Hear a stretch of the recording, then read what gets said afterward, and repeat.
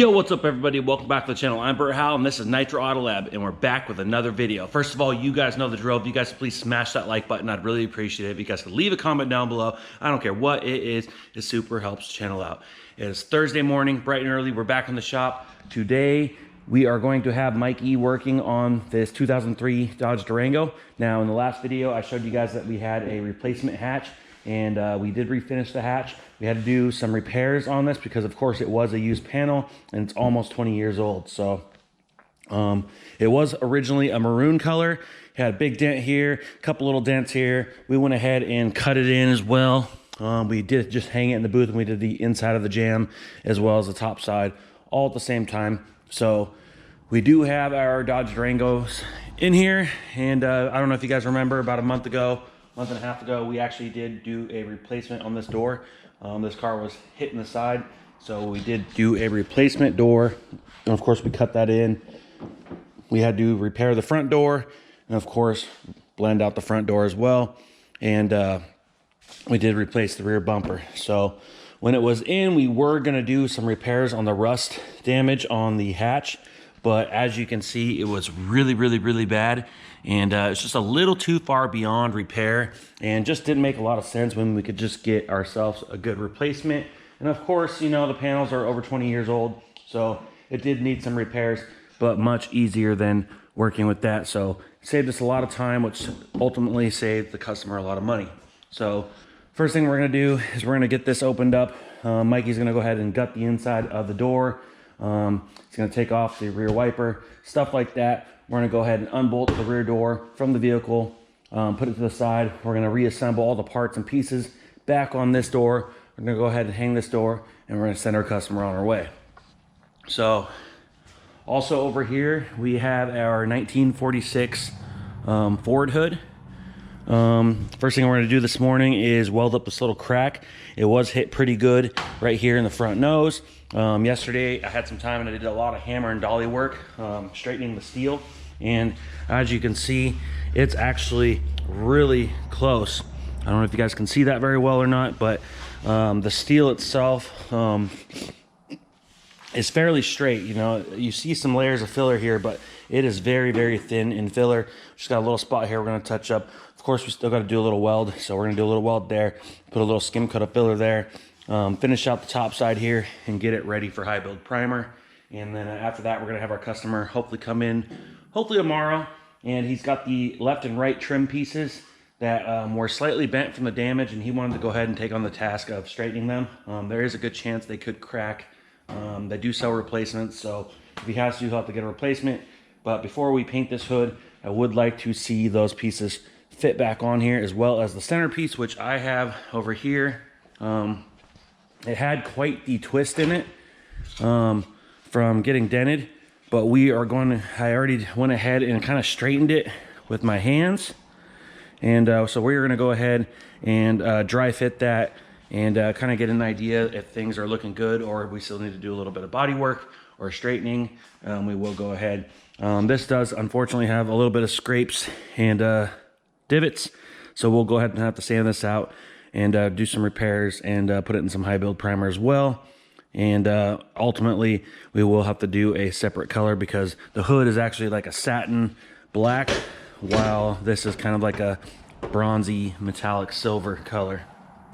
We do have some two-tone lines with the red stripe as well. We're gonna have to tape those off.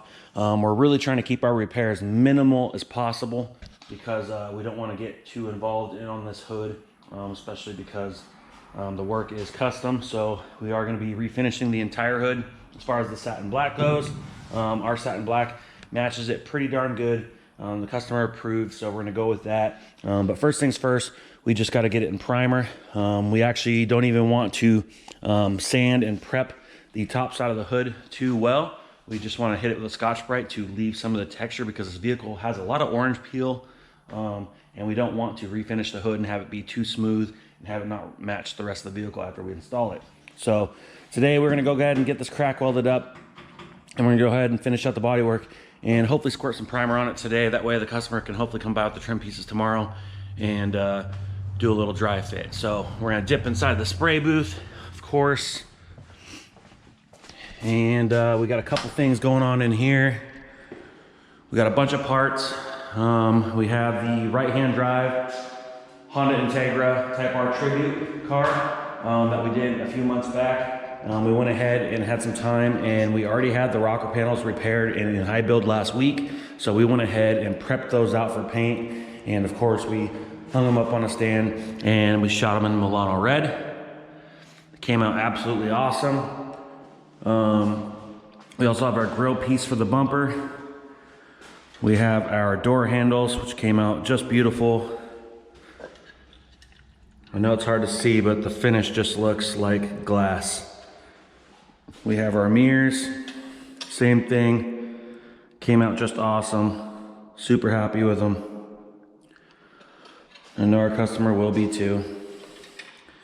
And the idea behind this was I wanted him to be able to come get these parts so he can assemble his doors. Once he installs those mirrors and door handles, he can go ahead and install his door panels in his vehicle and kind of get it mostly together, get the rocker panels installed, and he will just be waiting on the front and rear bumper, which we have in the works right now.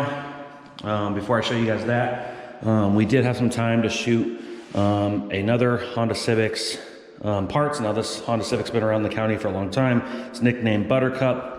The deal with these is we didn't really do any body work. I did fix some scratches and some chips in the hood, but as far as the dents and dings and big old scrapes on the bumpers, these were junkyard parts, and it just didn't make a lot of sense to spend a lot of time to fix these versus just doing what we call a scuff and shoot. So we went ahead and did a scuff and shoot, and we sprayed it in Honda's Sunshine Yellow. Came out absolutely awesome. It does take about almost 5 coats, about 4 to 5 coats to ensure we have coverage on these parts when you spray yellow. A lot of times if you don't get a lot of coverage on your yellow, it will end up looking green. So came out absolutely awesome for what they are. Bumper looks good. Once again, like I said, it's a junkyard bumper, so there are some divots and scrapes, but looks pretty darn good for a scuff and shoot. We have a little bumper filler piece here as well. So he should be by sometime tomorrow to pick those up. Now we're gonna jump back out here on the body side and show you guys the Integra Tribute bumpers, which we're gonna hopefully get back to today. We have nearly 3 to 4 hours straight into stripping this front lip. It had paint fractures literally covering the entire thing, and it was just scraped and beat up, but there's not much we can do as far as replacing this, so we had no choice but to repair it.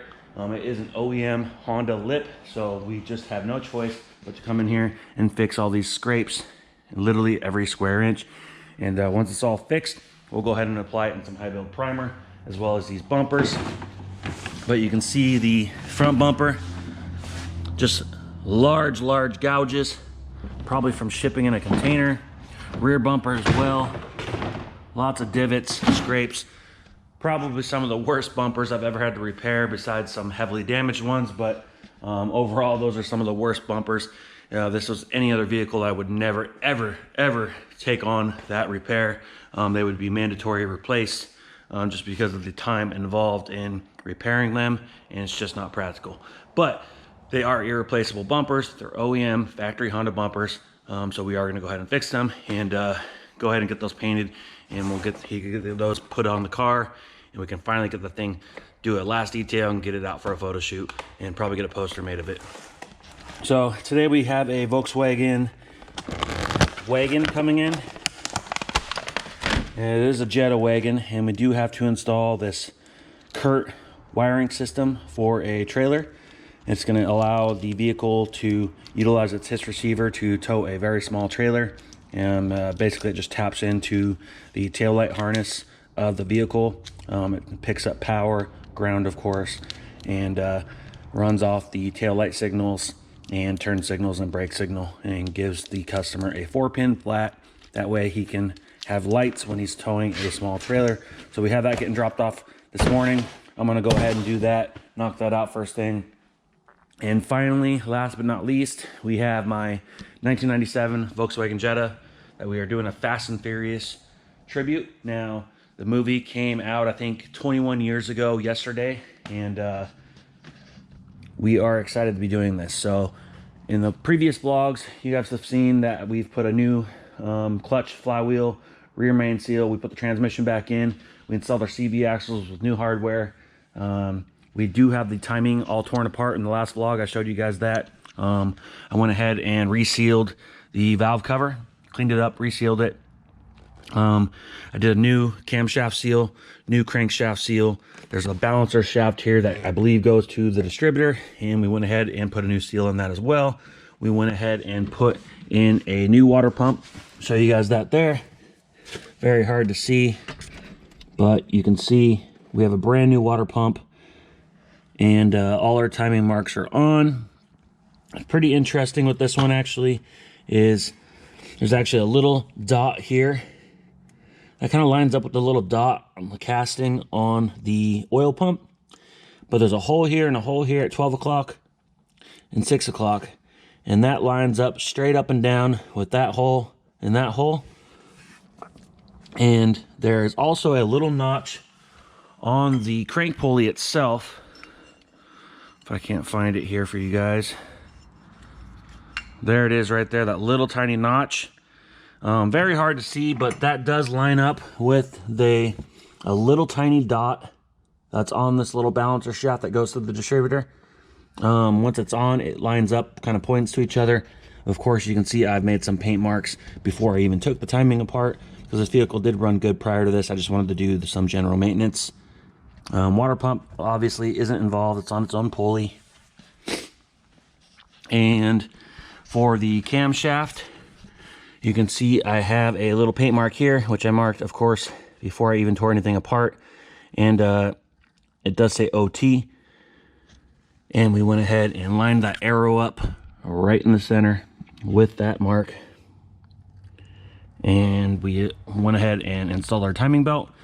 We have a new Gates timing belt, new Gates tensioner. I did have to upgrade the stud, which came with the tensioner.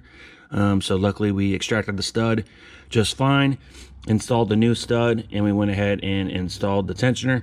And if you look, there's two dots, two small holes on this tensioner. Now the way to set the tension on this tensioner, there is a little spanner wrench that will drop into those holes that they spell special for these engines.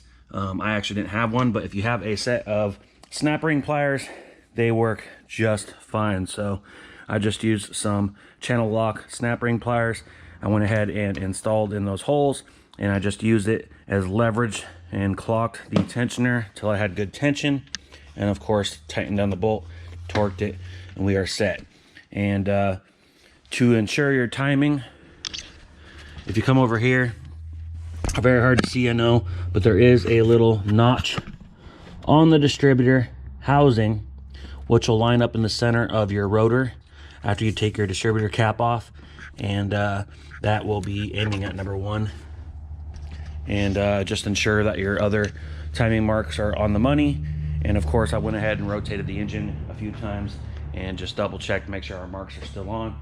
But my suggestion is always set it at top dead center before you tear it apart. Make some marks. If you don't see any clear marks, make some marks that work for you, and before you tear it apart. That way when you do install, not only do you have the factory marks, but you'll also have your own marks to ensure that, you know, things are lined up. So anyways, we are ready to install the timing covers and go ahead and install the water pump pulley. It probably would have been done, but I was fighting wrong parts. I tried to save some money and get some parts online for a little bit cheaper, but it ended up costing me more money because they were all wrong. I believe they were for a newer 2.0 Volkswagen engine, and everything was wrong. The timing belt was wrong. I was struggling with it fitting in the teeth. Finally realized that the timing belt was wrong.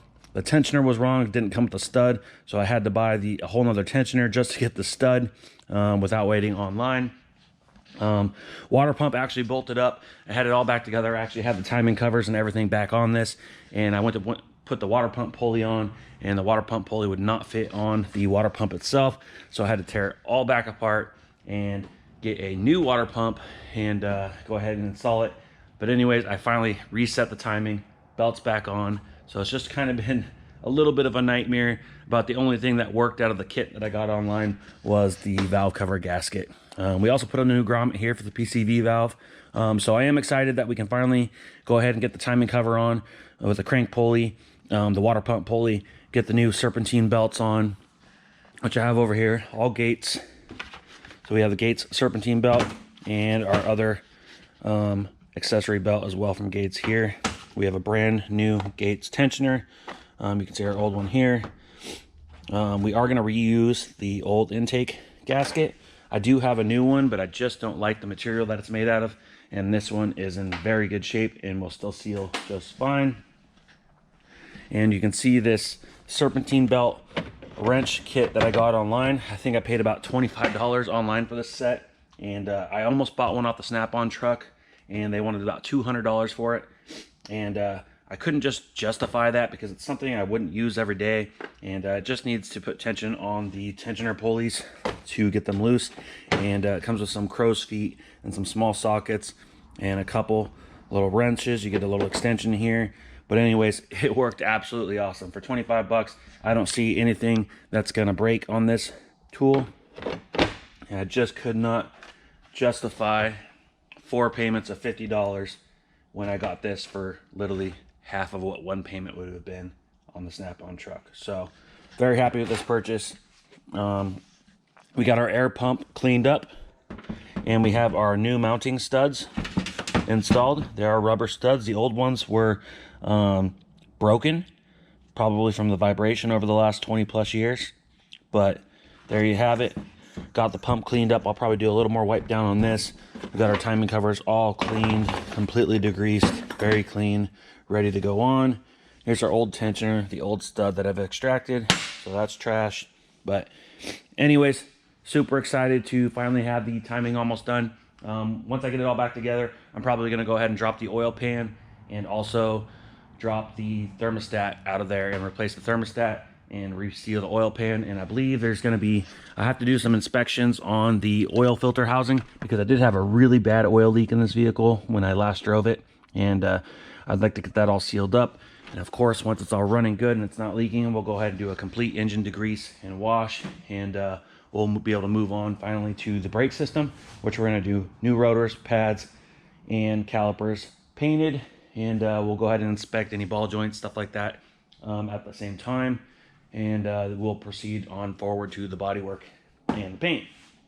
So, of course, we're going to do a replacement front bumper. Ours is pretty toast. I have the replacement there, but we aren't going to use it. We're going to look for an OEM one because the front lip is molded into that replacement bumper versus this one is clipped on.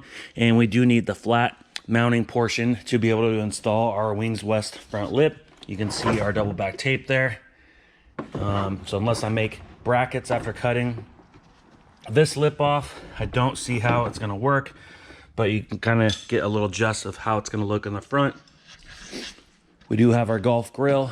We have headlights coming, Hella style headlights that will be painted to match as well. We do have to make a custom fabricated filler piece to go from the Golf grill to the hood. That is discontinued, so we are just going to fabricate our own. And then we do have our fender flares sitting right here. So we're going to go ahead and be installing these. So go ahead and flip this up, show you guys that real quick. We're going to go ahead and install those. We'll get them fitted, of course, as best as we can. And I do believe that they're going to need a little bit of primer because they are textured right now, and I don't want them to be textured. I want them to be smooth with the rest of the vehicle. We are going to go ahead and fit those, and we are going to go ahead and get the Wings West side skirts, a rear lip, and of course the wing, bodywork it, paint, and then we'll go ahead and install the graphics shortly after that. So our goal is to have this vehicle painted by the end of August. I think it's doable. We're almost there. There's not a lot of body work. It's mostly a big prep job, and of course we're going to be priming the whole thing. So basically just a big prep job after the body work's done, and we'll go ahead and seal it up in some fresh white paint. So there you have it. Super pumped. Also, I don't know if you guys noticed it yet or not, I got a new Texaco sign. That is an 8-foot by 8-foot sign. Super pumped. We went ahead and took down a banner and we installed that sign up there. I do want to install that sign on the exterior of my future shop, but for now we're just going to preserve it and keep it safe. On the inside, we're going to go ahead and frame that and probably install that on the exterior of the future shop. But for now, this is where it's going to be living. So anyways, what do you guys think about the sign? Let me know in the comments. I'm super pumped about it. I love old signs. Of course, I got Volkswagen Bug rear deck lids. I got Bud Light surfboards. I got a pinball machine. I got a fire hydrant. We got a bunch of vintage signs, old stuff that are domestic to this property. We have a sign from Epic Phone Repair that of course is no longer running, but I like old stuff like that. So anyways, let me know what you guys think of the sign in the comments. Do you guys like the Jetta? This is the 2SOONJR Jetta, by the way. So let me know what you guys think. It is coming along. I do have a goal of having it painted by the end of August and ready for graphics by then. So anyways, like, comment. If you guys haven't yet, hit that subscribe button. We'll see you on the next one. Ooh, like LeBron, or like Bonzo. Ooh, I'm a baller, yeah, shot caller, yeah. They love me, you can't touch me, nah, can't trust me. I'm too lucky. Look at me, look at you, what you see, what you do.